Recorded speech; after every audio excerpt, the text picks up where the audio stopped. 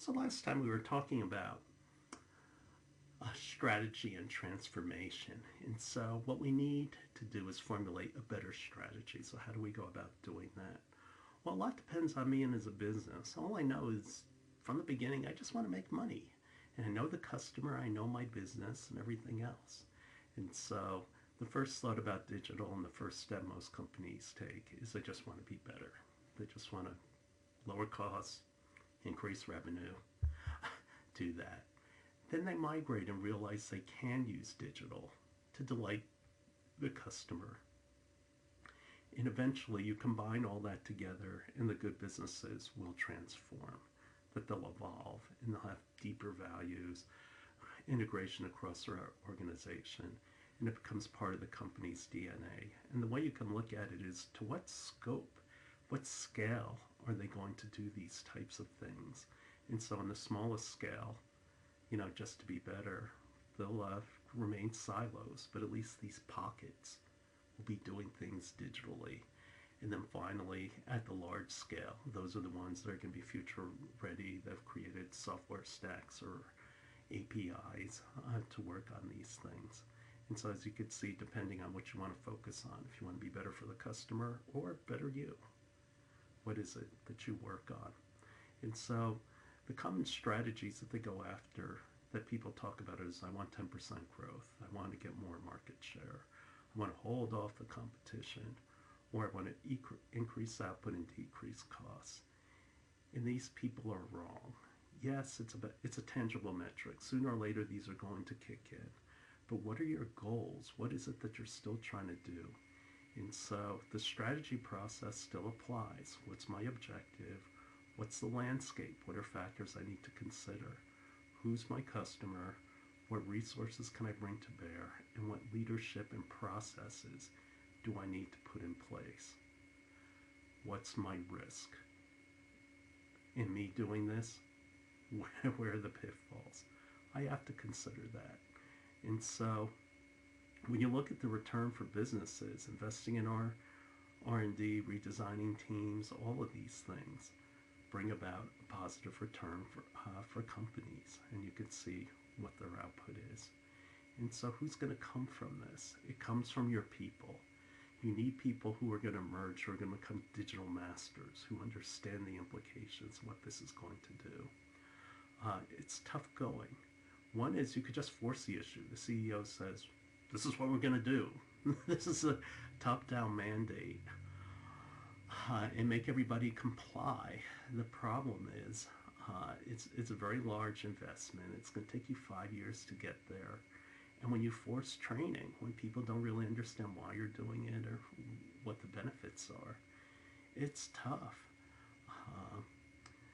Testing the operation is much better done through smaller programs. And you need a bottoms-up attitude because that creates urgency and support for the process. Yes, you need top-down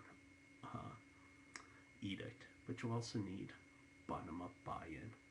And so when you modernize without strategy, it gets really expensive, meaning there has to be buy-in and understanding of what it is you're going to do. This isn't about 5-year plans. So in 5 years we plan to be all digital. No, you can't force it down people's throats. And the way you can think about it is companies are animals, and what you're doing is you're migrating to find more fertile grounds. And so, besides needing a better strategy, how are we going to execute? Because that's what it all comes down to after you come up with your idea. Kurt Lewin, the HR guru, said that processes are about unfreezing, then you change it, and then you refreeze the organization.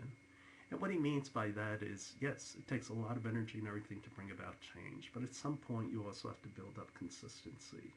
And that's what he refers to is refreeze. And so you have to go up against your own internal culture and redesign it and build new ones.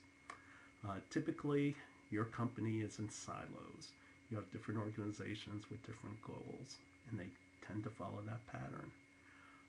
A lot of companies are centered around product franchises, and so you have silos. And so the thing is, some of these silos will get it. Some of these product groups will get it and understand And so you're going to have pockets of excellence. And so these are the leaders of these groups are referred to as the digital masters. And so what they do is you have to create a culture where you can allow your people to experiment with it. Uh, you have to allow them to reach out to other groups. And then typically what will happen is, so it starts out with these pockets, these people who totally get it. They reach out and talk to other people because you can't do digital in a bubble. Sooner or later, you're going to have to touch someone else. If you're in sales, you're going to touch marketing. And guess what? If you're sales and marketing, you're going to have P&L responsibilities, profit and loss. So you're going to end up touching the finance department and eventually your executive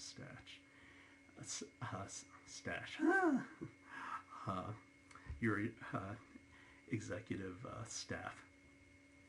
And so what happens is eventually all these groups get stitched together and it grows organically and it becomes part of you.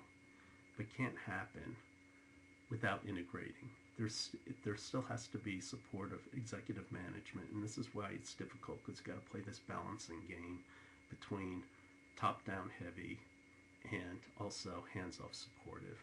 And so digital doesn't come from just one place. Your tech IT people have to understand, because they're going to be ones who are going to have to own the whole thing. For your people, they're one of two types. They're either on the job, meaning like your finance people or something like that, meaning what they do affects how you operate and how you make money, or are these people who actually face the customer, and those are your product developers, your marketing and sales people and all. How do I bring all of these people together? Digital transformation is more of an organizational managerial challenge, more so than it is about technology. There's actually a lot of services and everything else that can help you with technology. In terms of leadership, you need encouragement from the C-suite. It has to be aligned, and it's got to diffuse, whether it's customers, contractors, whoever. Everybody's got to be on board. And so here's a flow down diagram of how this all trickles. And based on your innovation capabilities, and it's more about process focusing, and then what innovations, and do I need flexibility or do I need control? And so that's the difference in your capability. In terms of leadership, you need digital masters to emerge, the people who get it and the people who can see the bigger picture. You TEM students, you have the potential to be these digital masters because you can see not only the business aspects, but also the technology aspects. You need to debate it and challenge each other. You're going to come up against, this is true for any major change. You're going to come up against the detractors. How are you going to outflank and how are you going to outwit them? Not only that, how are you going to outlast them? I've been through this many times in my career. Do you have the courage to make these kind of big bets? Because they're not easy. And then your management is run top down, but you have to still think about what kind of culture do we go through this. I can't micromanage it. In a knowledge organization, I need distributed leadership. And so, do you have shared vision?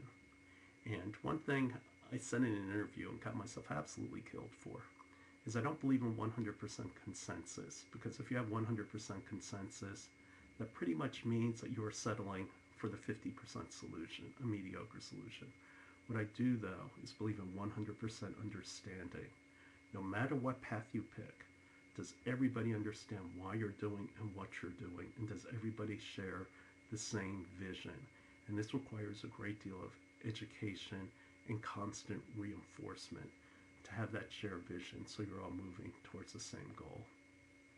So here's an example of somebody who made a change in the culture of his company. Gary Loveman, who is CEO of Harrah's and Caesar's Palace, he realized that the future is in digital prediction. And so Gary Loveman tried to change his culture so that people would think about numbers. And so what did he do? He told people there are 3 ways you can get fired from Caesar's. Number 1, steal from us. Number 2, harass someone. And number three, fail to have a control group when you're running an experiment. Now, the thing you like about that is there's a certain degree of humor into it, but also seriousness. It's also an edict that's easy to remember and sets the new culture of the company. I love this story. I thought it was fantastic. Your leaders will define your culture. Or, as the old Chinese proverb says, that I believe in, the fish stinks from the head. If you want to see a bad organization, just look at who's in charge. And so some examples are John Hancock. They use marketing as its beachhead and diffused outwards. Volvo originally sold primarily to businesses and went from B2B to B2C. The first pocket was trucks. And McDonald's, 2015, revenue fell. And so they started focusing on data and thinking about how can we use data to streamline the customer experience. That's why you can order your McDonald's meals ahead of time on your phone. And so who leads these initiatives? Early on, typically it's the information people who do it, but then it develops into the CEOs. And eventually, when you look at other departments, the roles change over time. And at the end, it's the CEOs who drive it home. So what it comes down to form a better strategy, it's about a digital strategy. Know yourself and believe what you can become. Soften the entry as you go in, and that's through your digital masters, and plan a path forward. Those who make it and those who don't. You learn from others. For example, lowering barriers. It's expensive. Look at the examples of what other businesses do. It's expensive to open international storefronts. Digital is cheap. Being always on. Farmers who went to robotics, they didn't realize that it has amazing benefits. These machines are really well built. They don't go down that often.